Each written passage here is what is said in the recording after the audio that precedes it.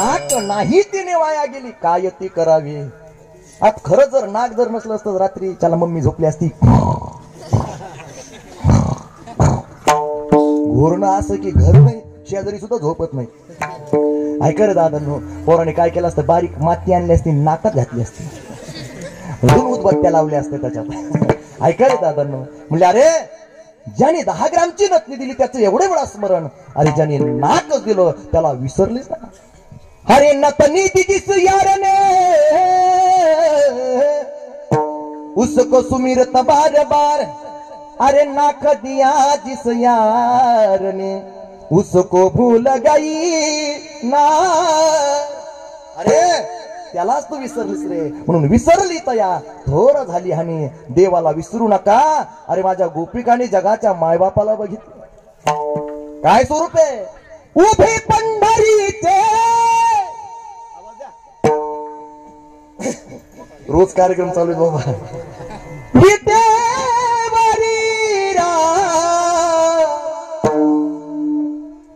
संतांची प्रमाण आहेत ना, तुकोबारायांचं प्रमाण आहे. उभे पंढरीचे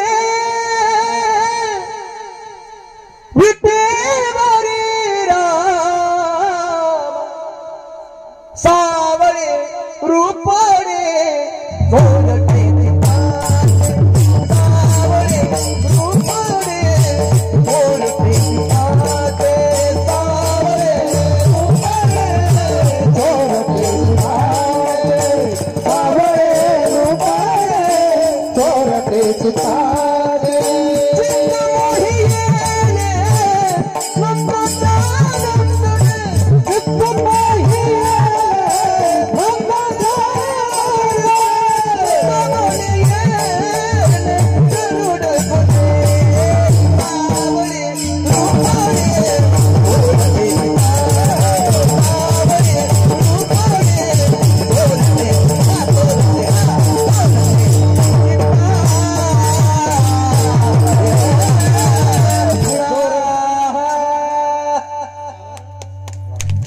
टाळ्या तरी वाजवा. परभणीहून आलोय कथा करून, रात्री इकडे थांबलो, म्हणलं पुन्हा आता कीर्तन करून पुन्हा परभणीकडे पळायचंय. पुन्हा रात्री तिसरीकडे कीर्तन. धावपळ बाबांचा आशीर्वाद डोक्यावर पडल्यापासून एक दिवस घरी नाही बा. बेकार परिस्थिती आहे.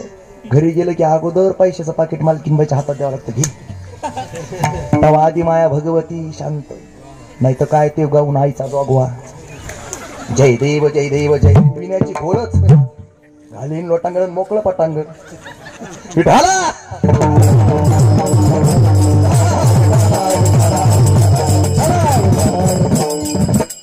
ऐका रे दादा, गोपिकांनी त्याचं स्वरूप बघितलंय, आणि एकदा तो बघितला की दादांनो बाकीचं काहीच आठवत नाही. बरं का ना. विसरल्या कामधंदा सासू सासऱ्याची नाही मर्यादा. होती कोणाची मर्यादा.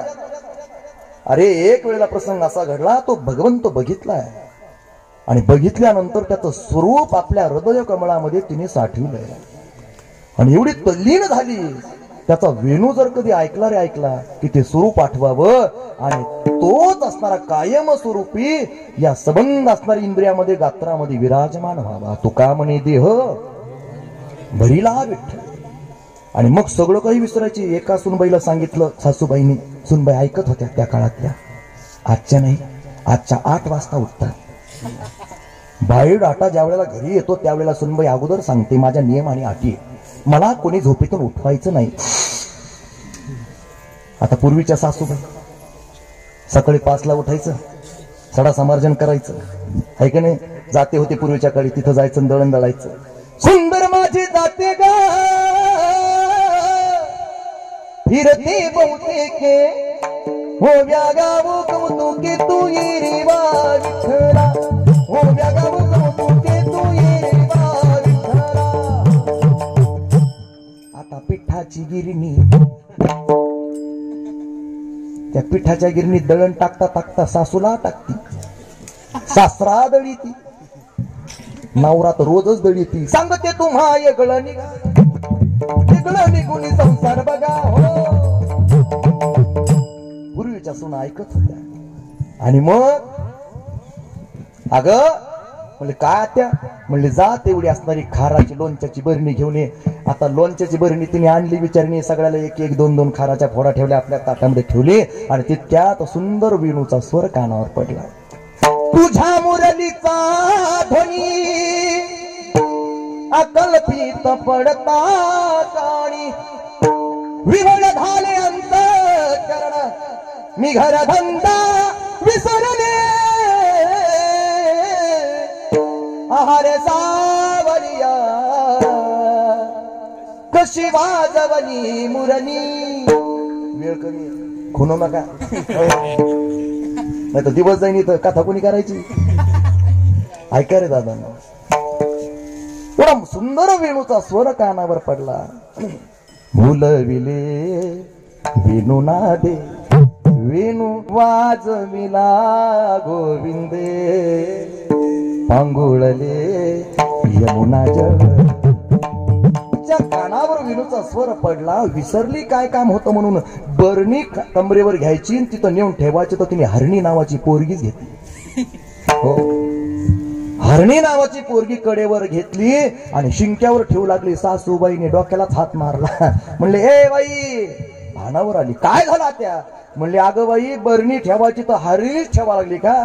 मग कळालं तिला आपली लेक असणारी त्या ठिकाणी रडू लागली बिचारी. तिला खाली ठेवलं. सासूबाई म्हणते आजी का तू दिसशी दुष्चित्ती, म्हणजे का म्हण लगी तुझी आजी, दिले ठेवू ते विसरसी हाती. नेनो हरी काय बैसला चित्ती हो. तो जगाचा मायबाप तुझ्या चित्तामध्ये बसला की काय, जेणेकरून हातातली कामं सुद्धा तू विसरून चालली. हरिने माझे हरिले चित्त, हरिने माझे हरिले चित्त, हरिने माझे हरिले चित्त, हरिने माझे हरिले चित्त,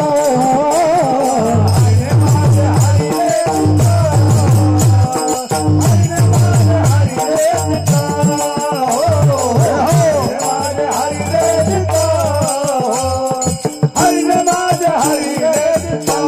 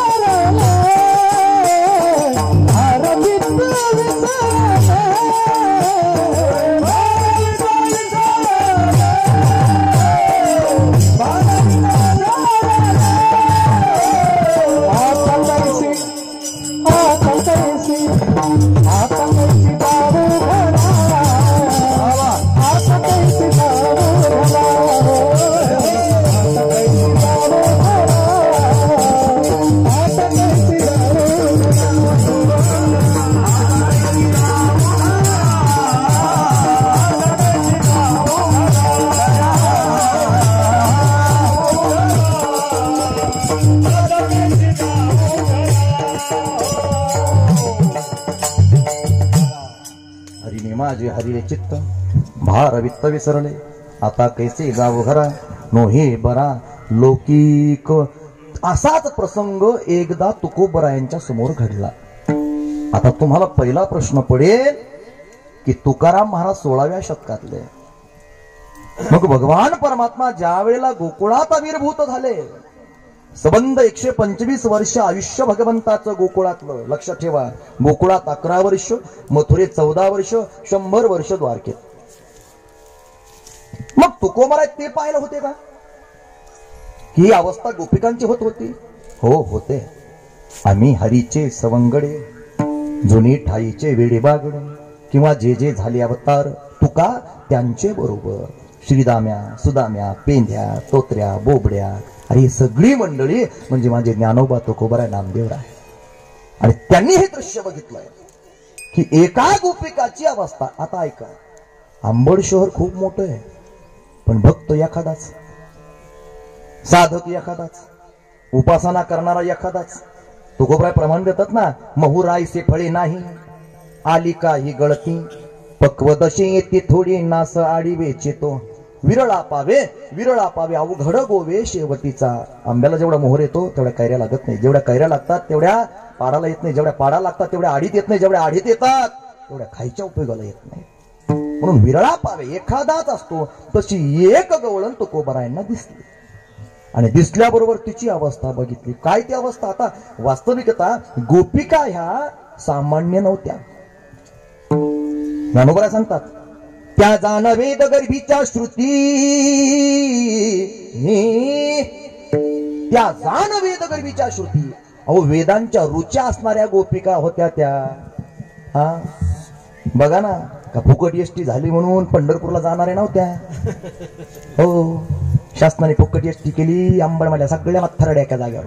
म्हणले आरगडे महाराज आम्हाला पंढरपूर पाहायचंय. आरगडे महाराज म्हणले तुम्ही याच्या अगोदर पंढरपूर? म्हणले नाही ना बाई, कुठं जाणं होतंय, म्हणले खुरपायचंय, कापूस झाला 15 रुपये किलो, म्हणले ऊस हे का कुठं लेकरं बाळ नातरुंड पत्रुंड चित्रुंड कुठं सुधरू देत. म्हणले महाराज, म्हणले आता एसटी फुकट झाली, म्हणले पंढरपूर पाहायचंय. म्हणले कसं जायचं? म्हणले काही नाही, अंबडच्या बस स्टँडला जायचं आणि जी एसटी पंढरपूर मार्गे चालली तिच्यात जाऊन बसायचं. तिकीट फुकट झाल्यावर पंढरपूर दिसा लागलं. सगळ्या आंबडमडल्या मथरड्या रामेश्वर महाराजांच्या चरणावर नतमस्तक झाल्या, पाय पडल्या. महाराजांनी आशीर्वाद दिला, तुमचा प्रवास सुखाचा होईल. सगळ्या जणी एसटी मध्ये जाऊन बसल्या. त्या म्हातारीला जागाच भेटाना. तिचं नाव वत्सल्ला अक्का. तिला जागाच भेटाना. ती स्टेरिंग वर जाऊन बसली मांडी घालून. ड्रायव्हर आले, म्हणजे आजीबाई गाडी कशी चालत? 2 फटके बसले. म्हणजे ड्रायव्हर झाला कशाला? तशी स्टेरिंग वर बसून म्हातारी पंढरपूर. आता कधी पंढरपूर पाहिलं नाही, कधी चंद्रभागा पाहिली नाही. चंद्रभागा समजून गटारीतच आंघोळ्या केल्या. गटारीत आंघोळ्या केल्या तर केल्या, पण तीर्थ म्हणून गटारीचंच पाणी प्याल्या. गटारीचं पाणी प्याल्या तर गॅस्टर होऊन फुगून तिथंच मेल्या. फुकट कधी पसतं का हो? ऐका रे दादांनो, त्या वेद गर्भीच्या श्रुती त्या काय सामान्य नव्हत्या. ऐका रे दादांनो, वेद जाणो गेला पुढे मौनावला. वेदांच्या रोच्या भगवंताच्या पुढे आल्या, देवाला नमस्कार केला. कृष्णाय वासुदेवाय हरये परमात्मने प्रणतक्लेशनाशाय गोविंदाय नमो नमः. हात जोडले देवा, म्हणले तुझी प्राप्ती कधी होईल? बघा, देवाला हात जोडावे त्यावेळेला जीवाचं मी पण तुटतं बर का. हात जोडिता बंधन तुटले, आता जीवाला मी पण कुठले. पिंजरा चित्रपट डॉक्टर श्रीराम लागून याच्यामध्ये सुंदर पात्र केलं बरं का. त्यांना वाटलं तमाशा प्रधान चित्रपट मी काम करणार नाही, पण ज्या वेळेला त्या चित्रपटाचा आशय समजला, हा चित्रपट कशासाठी आहे, त्यावेळेला त्यांनी त्याच्यामध्ये काम केलंय. आणि त्याच्यातलं हे भावगीत, ही गवळण नाही. हात जोडिता बंधन तुटले, आता जीवाला मी पण कुठले. आत्म्याने जणू परमात्म्याला, आत्म्याने जणू परमात्म्याला अर्पण केली कुणी. बेरे काढा चोळी लुगडे, बेरे बेरे ओढी आणालो, ओढी आणालो, ओढी आणालो गडी.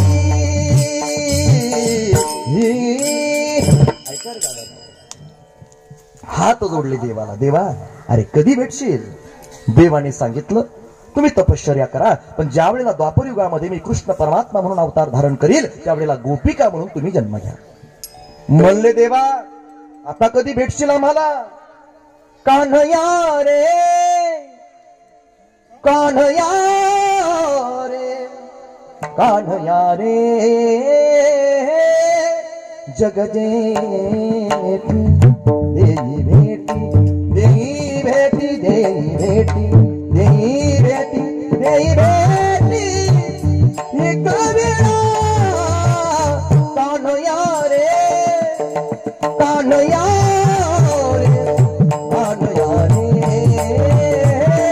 जगजेठी कान्हया रे कान्हया रे कान्हया रे